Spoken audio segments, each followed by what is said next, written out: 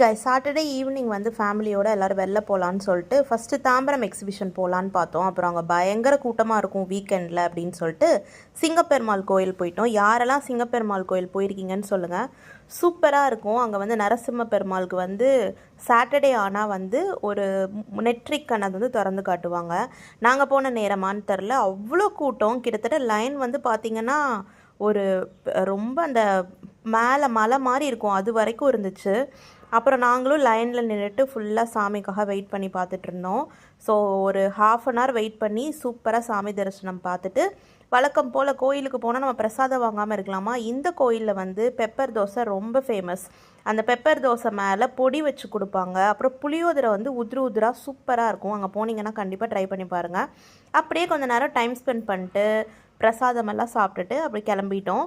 நீங்கள் வந்து பிளான் பண்ணிங்கன்னா கொஞ்சம் முன்னாடியே போங்க. லேட் நைட் போனீங்கன்னா கூட்டமாக தான் இருக்கும்.